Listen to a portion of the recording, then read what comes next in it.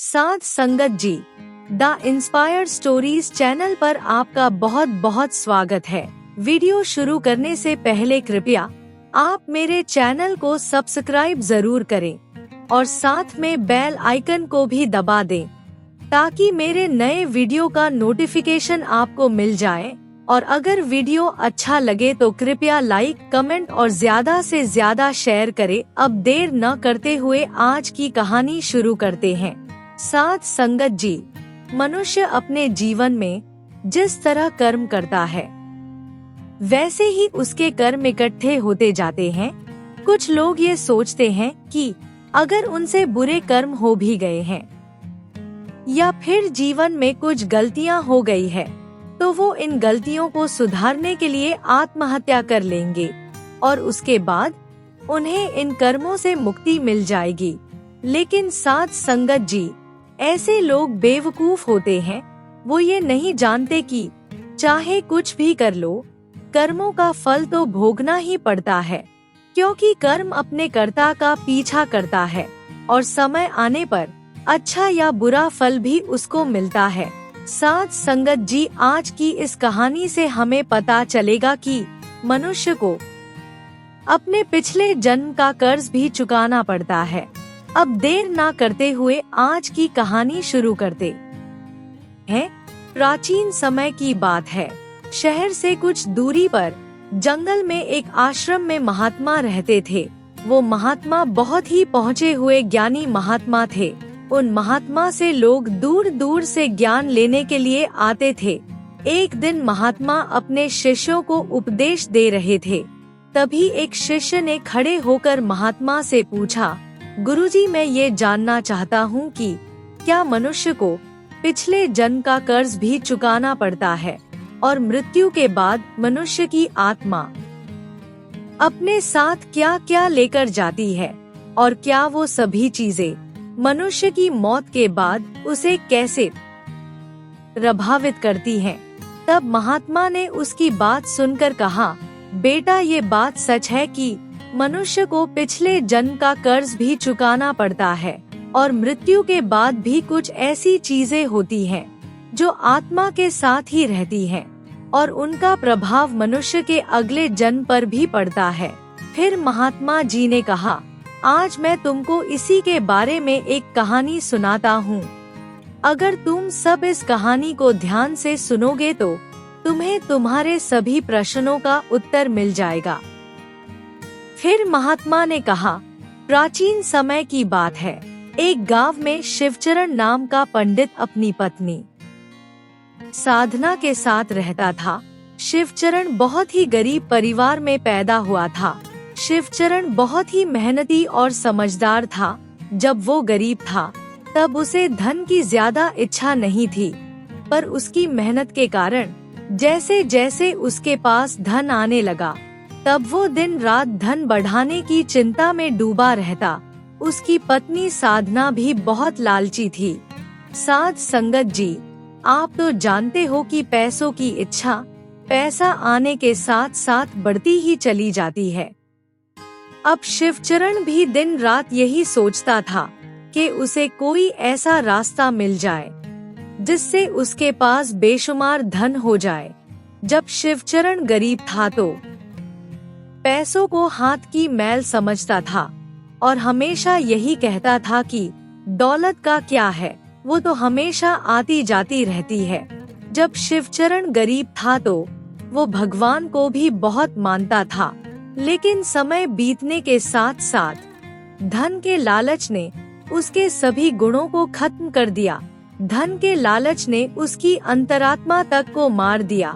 गरीबी के दिनों में जब भी शिवचरण के घर कोई साधु महात्मा आते, वो उनको देखकर बहुत खुश होता और बड़े प्यार से उनकी सेवा करता था।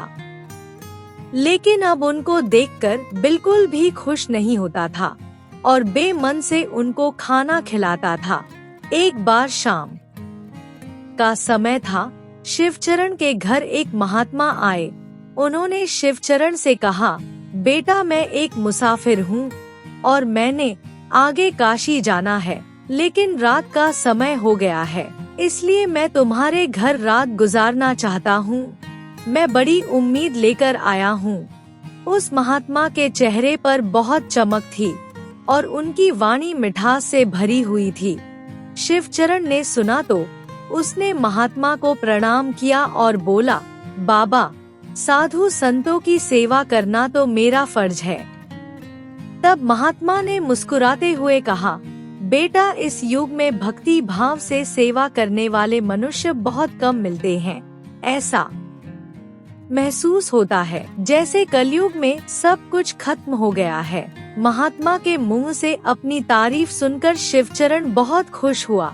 उसने महात्मा से कहा, बाबा, अगर हम आप जैसे महात्मा की सेवा नहीं करेंगे तो हमारा मनुष्य होने का क्या फायदा।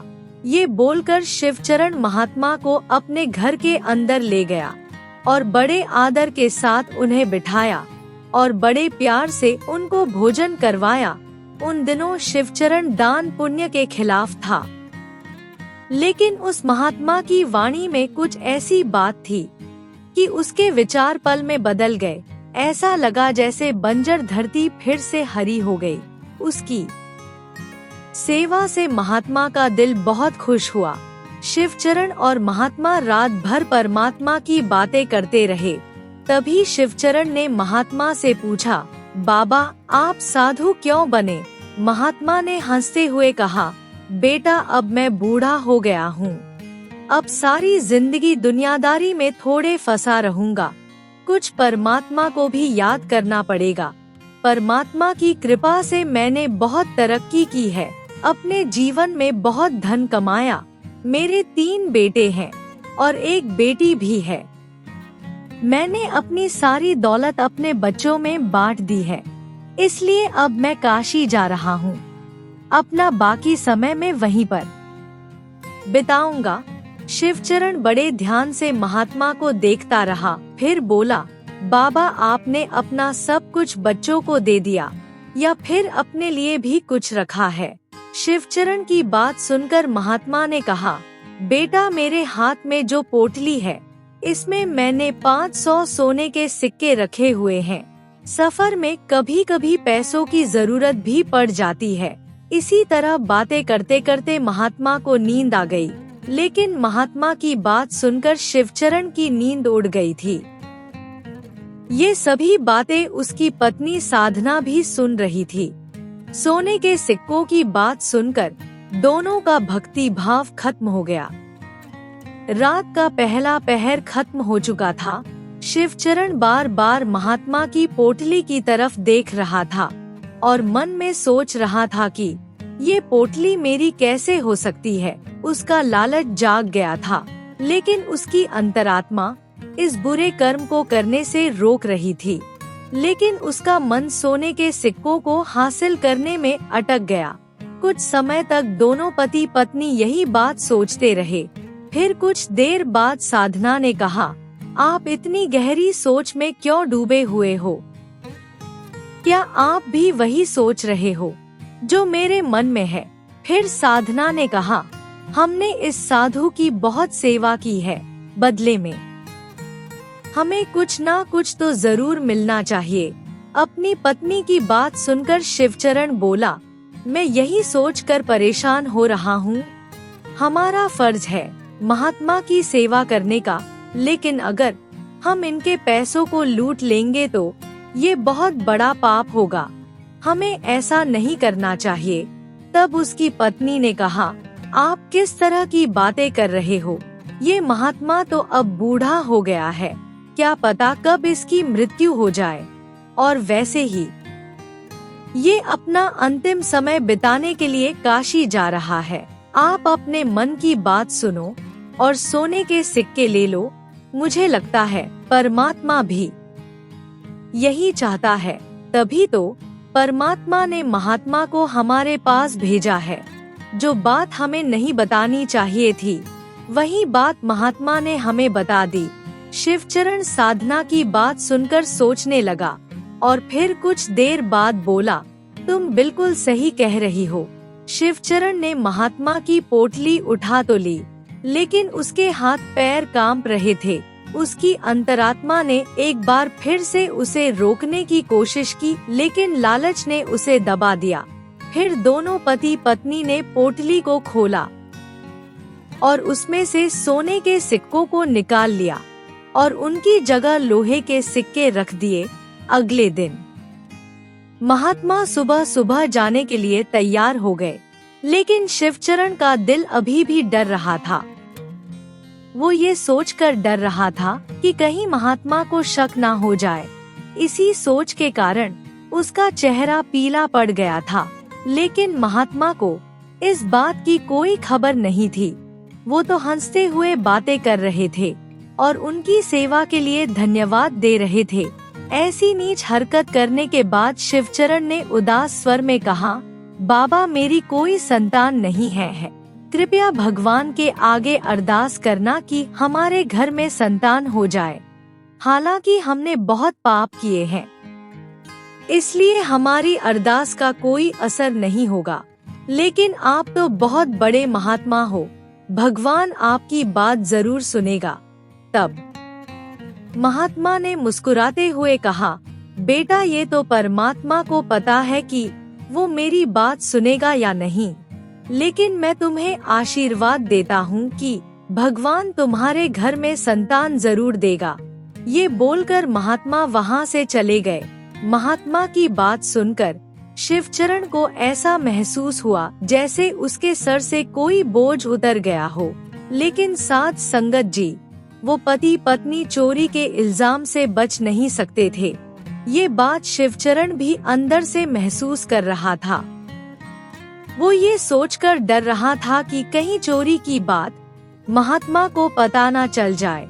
लेकिन चोरी एक ना एक दिन जरूर जाहिर होनी थी, क्योंकि कर्म का फल एक न एक दिन तो मिलना ही था। उधर महात्मा वहाँ से चलकर काशी जा पहुँचे। वहाँ पहुँचकर वो बहुत खुश हुए, क्योंकि वहाँ पर सारे साधु संत ही थे। फिर रात के समय महात्मा संतों के साथ ही आश्रम में सो गए। महात्मा सुबह उठे और उन्होंने रसोइये को बुलाकर कहा, मैं यहाँ आने वाले श्रद्धालुओं के लिए लंगर लगाना चाहता हूँ। यही मेरी इच्छा है जो मैं पूरी करना चाहता हूँ। कृपया तुम मुझे ये बताओ कि इन सब पर कितना खर्चा आएगा। तब रसोइये ने हिसाब लगाकर कहा, बाबा, इन सब पर तकरीबन 500 सोने के सिक्के लगेंगे। क्या आपके पास इतने सिक्के हैं? महात्मा ने उसकी बात सुनकर कहा, ठीक है, तुम इस बात की चिंता मत करो और कल के खाने के लिए सभी इंतजाम करो। ये कहकर महात्मा स्नान करने चले गए। अगले दिन महात्मा के कहने के अनुसार रसोइये ने सबके लिए खाने का इंतजाम किया। खाने के बाद महात्मा ने सबको कपड़े और अनाज भी दान में दिया। ये देखकर सभी लोग बहुत खुश हुए और बोले, महात्मा इतना गरीब होने के बाद भी कितना दयावान है। जिन लोगों के पास बहुत पैसा होता है वो सिर्फ दिखावे के लिए अपना धन लुटा देते हैं, लेकिन धर्म के कामों में एक पैसा भी नहीं खर्च करते। ये महात्मा एक नेक दिल इंसान है, जिसने गरीबों को खाना खिलाना अपना धर्म समझा और धर्म के सामने पैसों को महत्व नहीं दिया। अपनी तारीफ सुनकर महात्मा बहुत खुश हुए। जब शाम का समय हुआ तब महात्मा ने अपने कमरे का दरवाजा बंद किया और पोटली को खोलकर देखा। जब महात्मा ने पोटली में लोहे के सिक्कों को देखा तो वो घबरा गया। उन्हें ऐसा लगा जैसे वो कोई भयानक सपना देख रहे हो। महात्मा को अपनी आंखों पर विश्वास नहीं हो रहा था। महात्मा ने बार बार अपनी आंखें बंद करके देखा, पर सिक्के लोहे के ही थे। महात्मा ने थोड़ी देर में रसोइये से हिसाब करके उसे सोने के सिक्के देने थे। महात्मा घबरा गया और सोचने लगा कि अब क्या होगा। उसकी आंखों के आगे अंधेरा छा गया। वो हाथ जोड़कर भगवान से कहने लगा, हे भगवान, मुझे माफ करना। महात्मा कांपते हुए खड़े हो गए। उनको अपनी बेइज्जती की सोच बेइज्जती से भी ज्यादा लग रही थी। महात्मा के अंदर अब अपना अपमान सहन करने की ताकत नहीं थी। वो कुछ समय तक सोचते रहे और फिर उन्होंने दरवाजा बंद कर लिया। दरवाजा बंद करते ही महात्मा को ऐसा महसूस हुआ जैसे उनकी उम्मीदों के दरवाजे भी बंद हो गए हैं। उन्हें बहुत ही निराशा महसूस हुई। महात्मा का चेहरा सफेद पड़ गया था। दिल की धड़कन तेज होने के कारण उनकी मृत्यु हो गई। जहां सुबह इतनी सुखमय थी, वहां किसी को नहीं पता था कि शाम इतनी दुख भरी होगी। कुछ ही समय के अंदर ये खबर चारों तरफ फैल गई। उसके बाद रसोइये ने ही महात्मा का अंतिम संस्कार किया और फिर भगवान का नाम लेकर अपने काम में लग गया। साध संगत जी, महात्मा तो चले गए, पर उनका आशीर्वाद अभी भी जीवित था, जो उन्होंने शिवचरण और उसकी पत्नी को दिया था। 1 वर्ष के बाद शिवचरण के घर बेटे का जन्म हुआ।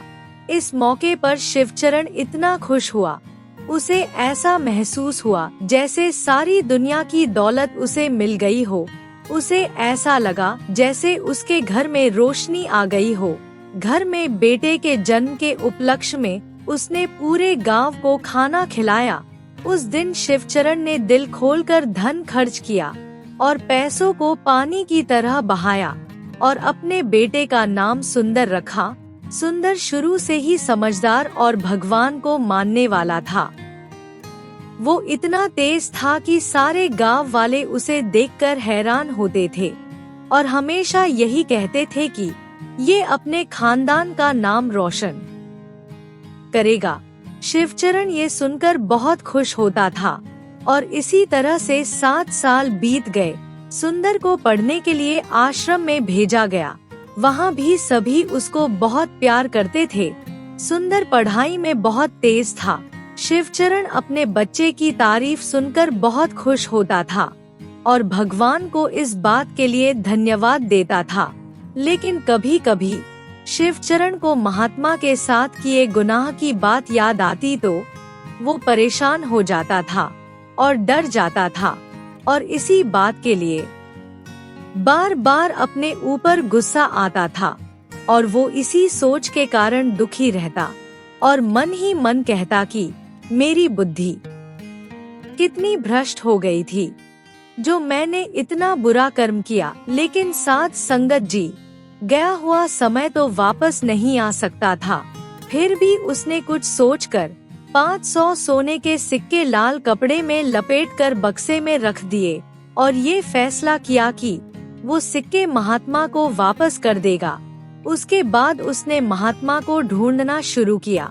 शिवचरण ने महात्मा की काफी तलाश की, लेकिन महात्मा नहीं मिले। इस तरह से काफी समय बीत गया। शिवचरण उस घटना को तो भूल गया, लेकिन सोने के सिक्के अभी तक लाल कपड़े में लपेटे हुए बक्से में पड़े थे। समय गुजरता गया। सुंदर अब 22 साल का हो गया था, लेकिन उसको एक खतरनाक बीमारी हो गई थी। सुंदर की बीमारी में काफी पैसा खर्च हो रहा था। फिर एक दिन शिवचरण अपनी पत्नी साधना और सुंदर को साथ लेकर काशी रवाना हो गया। वहां पहुंचकर वो एक आश्रम में रुके। वहां जाकर शिवचरण को पता लगा कि सुंदर का व्यवहार साधुओं की तरह हो रहा है। सुंदर अपना ज्यादातर समय साधुओं के साथ ही बिताता था और जब भी सुंदर को कोई दुखी या परेशान व्यक्ति नजर आता तो वो उसकी मदद जरूर करता। ये देखकर शिवचरण बहुत परेशान हो गया, लेकिन वो कुछ कर नहीं सकता था। क्योंकि सुंदर उसका इकलौता बेटा था। उसका चेहरा देखकर शिवचरण का गुस्सा बिल्कुल शांत हो जाता था। शिवचरण बहुत सोचता था, लेकिन सुंदर के इस व्यवहार का कारण उसे समझ में नहीं आया। फिर एक दिन शाम के समय सुंदर अपने आश्रम में वापस आ रहा था। रास्ते में उसे एक बूढ़ा आदमी रोता हुआ मिला। सुंदर ने उससे पूछा, बाबा आप रो क्यों रहे हो? तब उस बूढ़े आदमी ने कहा, बेटा मुझे बताने में शर्म आ रही है, लेकिन अगर तुम फिर भी जानना चाहते हो तो सुनो, मैं आज आत्महत्या करने जा रहा हूँ। क्योंकि मुझे बहुत नुकसान हुआ है और इस कारण मेरे सर के ऊपर काफी कर्जा चढ़ गया है। तब सुंदर ने उसकी बात सुनकर कहा, बाबा ये तो छोटी सी बात है। सुंदर की बात सुनकर बूढ़े आदमी ने रोते हुए कहा, बेटा मैंने अपना कर्ज चुकाना है। अगर मैं अपना कर्ज नहीं चुका सका तो मेरे पास आत्महत्या के अलावा और कोई चारा नहीं है। बूढ़े आदमी की बात सुनकर सुंदर थोड़ी देर चुप रहा। फिर सुंदर ने उससे पूछा, बाबा आप मुझे बताओ, आपको कितने पैसों की जरूरत है? साध संगत जी, जब व्यक्ति निराश हो जाता है तो उसे हर कदम पर उम्मीद जरूर नजर आती है। बूढ़े आदमी ने थोड़ी देर हिसाब लगाया और फिर बोला, बेटा मेरे ऊपर 500 सोने के सिक्कों का कर्जा है। सुंदर ने कुछ देर सोचा और फिर बोला, बाबा अब चिंता मत करो, आप यही गंगा के किनारे मेरा इंतजार करो, मैं थोड़ी देर में वापस आता हूँ। मैं आपके लिए सोने के सिक्के कहीं ना कहीं से जरूर लाऊंगा। तब बूढ़े आदमी ने उसे कहा, बेटा यहाँ पास में एक धर्मशाला है, तुम वहीं पर आ जाना। उसी समय सुंदर वापस अपने आश्रम में पहुँचा। उसका मन बहुत बेचैन हो रहा था। वो चाहता था कि जल्दी से बूढ़े आदमी की परेशानी खत्म हो जाए। उस समय वो यही सोच रहा था कि बूढ़े आदमी की मदद करना उसका फर्ज है। उस समय आश्रम में उसके माता पिता नहीं थे। उसने अंदर देखा, उसके माता पिता का बक्सा पड़ा हुआ था और उसमें ताला लगा हुआ था। सुंदर ने एक पत्थर से ताले को तोड़ दिया, फिर बक्से में कुछ ढूंढने लगा, लेकिन उसे वहाँ कुछ नहीं मिला। सुंदर थोड़ा निराश हो गया, लेकिन किसी उम्मीद के कारण उसने एक बार फिर से बक्से के कपड़े बाहर निकाले। तब उसे एक लाल कपड़ा नजर आया। सुंदर ने कांपते हाथों से उस कपड़े को खोला। कपड़े को खोलते ही उसे सोने के सिक्के नजर आए। सुंदर ये देखकर बहुत खुश हुआ। साध संगत जी, ये वही सोने के सिक्के थे जो शिवचरण ने उस महात्मा से चोरी किए थे। जब सुंदर ने सिक्कों को गिना तो वो 500 ही निकले। सुंदर ने खुश होते होकर सिक्कों को अपने जेब में रखा और कपड़े को वापस संदूक में रख दिया और खुशी खुशी बूढ़े बाबा के पास चला गया और सोने के सिक्के बाबा को दे दिए। साध संगत जी, सभी मनुष्यों को पिछले जन्म का कर्जा वापस करना ही पड़ता है। कर्म अपने कर्ता का पीछा जरूर करता है। साध संगत जी, बूढ़ा बाबा कोई और नहीं बल्कि वही रसोइया था जिसने उस महात्मा के लिए लंगर का इंतजाम किया था। पर महात्मा की मृत्यु होने के कारण उसे बहुत नुकसान हुआ, क्योंकि वो बहुत गरीब था। और साध संगत जी, सुंदर वही महात्मा था जिसके सोने के सिक्के शिवचरण ने चुराए थे। इसलिए उसने शिवचरण के घर जन्म लेकर अपना कर्जा वापस किया। अब इसके बाद साध संगत जी, होनी को कुछ और ही मंजूर था। जब सुंदर वापस आया तो उसके मन के अंदर एक अजीब सी शांति थी। उसे ऐसा महसूस हो रहा था जैसे उसका जन्म ही इस काम के लिए हुआ था। उसके बाद बीमारी के कारण सुंदर की मौत हो गई। अगले दिन जब ये बात शिवचरण और साधना को पता लगी कि उनका बेटा मर चुका है, ये खबर सुनकर वो बहुत दुखी हो गए और इसी सदमे के कारण शिवचरण और साधना की भी मृत्यु हो गई। जब उन तीनों की मृत्यु हो गई तो उस रसोइये ने ही उन तीनों का अंतिम संस्कार किया। जब उन तीनों की आत्माओं को यमराज के सामने पेश किया गया तो यमराज ने सुंदर को स्वर्ग में भेज दिया और दूसरी तरफ शिवचरण और उसकी पत्नी साधना को नरक में डाल दिया गया और कुछ समय नरक भोगने के बाद उनको अपाहिज के रूप में धरती पर जन्म दिया। साध संगत जी, जो भी मनुष्य अपने जीवन में कर्ज नहीं चुकाता उसको कई जन्मों तक इसकी सजा भोगनी पड़ती है। इसलिए साध संगत जी, मनुष्य को अपना कर्ज जरूर चुकाना चाहिए। उसके बाद महात्मा ने अपने शिष्य से कहा, बेटा तुम्हारे दूसरे प्रश्न के अनुसार मृत्यु के बाद भी 5 ऐसी चीजें हैं जो मनुष्य का साथ नहीं छोड़ती। जब मृत्यु के बाद आत्मा दूसरे शरीर में प्रवेश करती है तो आत्मा के साथ ही ये 5 चीजें दूसरे शरीर में प्रवेश कर जाती हैं। साथ संगत जी पहली चीज है कामना, जो मनुष्य की मृत्यु के साथ ही रहती है, और दूसरी है कर्म। मनुष्य अगर इस जन्म में अच्छे कर्म करता है तो अगले जन्म में भी मनुष्य को सुख और शांति मिलती है। और तीसरी है वासना। वासना ही कामना का एक तर्क है। वासना एक ऐसी चीज है जिसका कोई अंत नहीं है। मृत्यु के समय में भी मनुष्य वासना से मुक्त नहीं हो सकता। इस सांसारिक सुख की चाहत, काम की इच्छा वासना कहलाती है। मन की शांति और परमात्मा की बंदगी ही एक ऐसी चीज है जो वासना से मुक्त कर सकती है। और चौथा है ज्ञान। बुद्धिमान मनुष्य हमेशा ही ज्ञानवान और विवेकशील होता है, जिसके कारण उसकी मुक्ति जल्दी होती है। और 5वीं चीज है कर्ज। कर्ज एक ऐसी चीज है जो मनुष्य की मृत्यु के बाद भी उसका पीछा नहीं छोड़ती। साथ संगत जी, अगर किसी से कर्जा लिया है तो मृत्यु से पहले उसे जरूर चुका देना चाहिए। लिया हुआ कर्ज और दिया हुआ कर्ज जन्मों जन्म तक मनुष्य के साथ ही रहता है। और अगर कोई मनुष्य कर्ज लेकर मर जाता है तो उसे अपना कर्ज चुकाने के लिए दोबारा जन्म लेना पड़ता है, और साथ ही उसे इसकी सजा भी मिलती है। और इसके साथ अगले जन्म में मनुष्य के किसी भी हिस्से अपंग या अपाहिज बनाकर धरती पर भेजा जाता है, तो इसका मतलब ये हुआ कि उस मनुष्य का अगला जन्म भी बहुत दुख भरा होता है और वो मनुष्य अपने जीवन में कभी कामयाब नहीं होता। साथ संगत जी, आपको ये कहानी कैसी लगी कमेंट करके जरूर बताएं। आपके कमेंट से मुझे और अच्छे वीडियो बनाने की प्रेरणा मिलती है। और साथ ही अगर ये वीडियो अच्छा लगा हो तो लाइक, शेयर और चैनल को सब्सक्राइब जरूर करो। आपके प्यार और स्नेह के लिए बहुत बहुत धन्यवाद।